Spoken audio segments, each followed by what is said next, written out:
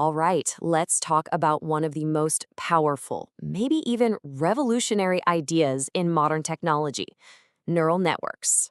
You've definitely heard the term buzzing around, but what does it really mean? How do these things actually learn? Well, over the next few minutes, we're going to pull back the curtain and demystify the whole thing. So here's how we're going to tackle this. First, we'll go right to the source, the original inspiration, the human brain. Then we'll see how that biology gets translated into digital building blocks. After that, we'll get into the real secret sauce, how these networks actually get smarter. Then for fun, we'll take a quick tour of the AI zoo to see the different kinds. And finally, we'll talk about what all of this means for the future. You know, this whole massive field really boils down to one simple, incredibly ambitious question.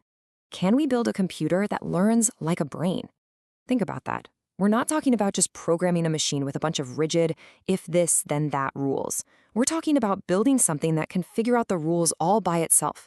It's a quest to create a machine that genuinely learns. Okay, so for our first section, let's go back to basics. If your goal is to build a machine that can learn, where on earth do you even start looking for inspiration? Well, you'd probably look at the best learning machine we know of: the human brain. Now, get ready for a staggering number. The human brain has an estimated 100 billion neurons. But honestly, that's not even the most mind-blowing part. The real magic, the secret to its power, is in the connections. Each one of those neurons is connected to, on average, 7,000 others. It creates this unbelievably complex, dense web. That web is what researchers are trying to mimic, because that's where all the learning happens. So, how do you take that squishy biological marvel and translate it into the digital world? Let's move from, wetware to software. We're going to deconstruct the fundamental building blocks. Think of them as the digital Lego bricks that we use to build an artificial mind. And here it is, the basic Lego brick, the node. It's our digital brain cell. You can think of it as a tiny little decision maker. It takes in a bunch of signals from its neighbors, adds them all up, and then it just asks one simple question: is this signal strong enough to be important? And if the answer is yes, if that combined signal crosses a certain threshold, it fires, sending its own message down the line to the next set of nodes.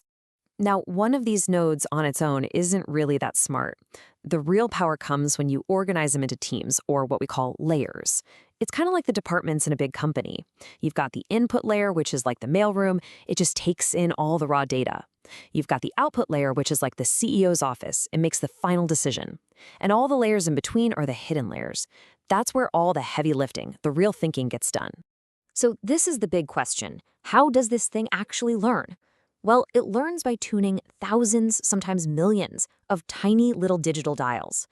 The two main dials are weights and biases. Think of a weight as a volume knob on a connection. Is this connection important? Turn the volume up. Is it not so important? Turn it way down. A bias is kind of like giving a neuron a little head start, making it more or less likely to fire in the first place.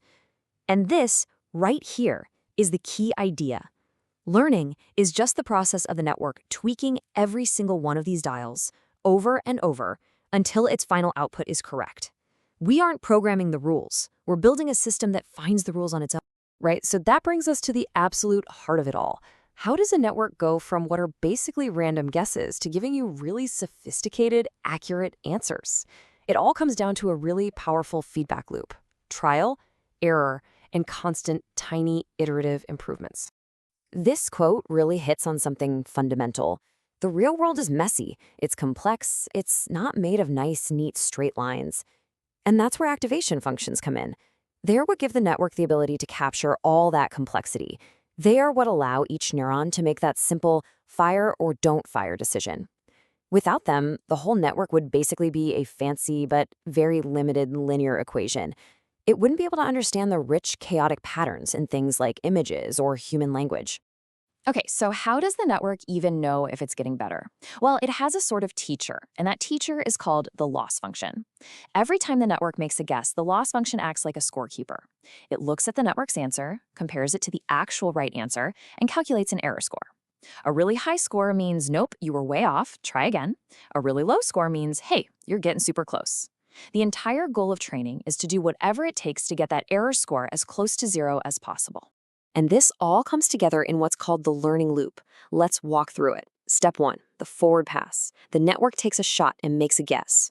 Step 2, it calculates the error using that loss function. How wrong was I?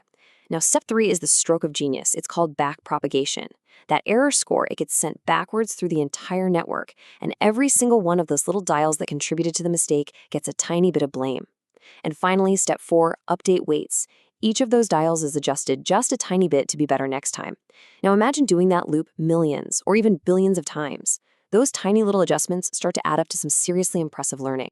All right, now that we've got the basic mechanics down, let's have some fun.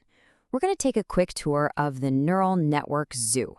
Because just like animals in the real world, different kinds of networks have evolved to become absolute masters of their own specific jobs. Let's meet 3 of the superstars. First up, you have CNNs. These are the vision experts. They're the reason your phone can unlock with your face and how self-driving cars see the road. Next, we have RNNs, the sequence specialists. They get that order matters, which makes them perfect for things like speech recognition or language translation. And then you have GANs, which are the creative artists. A GAN is actually 2 networks locked in a battle. One is a forger, trying to create fake images, and the other is a detective, trying to spot the fakes. Over time, this constant competition forces the forger to become so good that it can generate brand new, totally realistic images from scratch. It's wild. This timeline really puts the explosive growth of this field into perspective. I mean, the core ideas were around for a while, even helping banks read checks back in the 90s. But the real Big Bang moment was 2012. A network called AlexNet, which was supercharged by the same kind of GPUs you find in gaming PCs, just completely demolished the competition in a huge image recognition contest. That one event is what really kicked off the deep learning revolution we're living in. So after all that, what's the big picture? What's the main takeaway? The most incredible thing about neural networks isn't that they can solve one specific problem really well. It's that they represent a fundamentally new way to solve problems, by having the machine learn the patterns for itself, directly from the data. So let's do a quick recap of our journey. We started with the brain, with its massive web of neurons as our blueprint. We saw that learning is really just the process of meticulously tuning all those internal weights and biases through trial and error. We learned that the secret sauce that makes it all work efficiently is backpropagation, that clever way of learning from mistakes. And we saw that there's a whole zoo of specialized networks for different jobs, like seeing or hearing. It's an incredibly powerful and flexible new way to solve some of the world's toughest problems. And that leaves us with one final, really big question to chew on. We know these systems are amazing at finding patterns, and they're getting more and more powerful every single day. But as they get better and better, we have to start asking, where does machine learning stop, and where does true understanding actually begin? Honestly, that might be one of the biggest questions we'll have to answer as this technology continues to shape our world.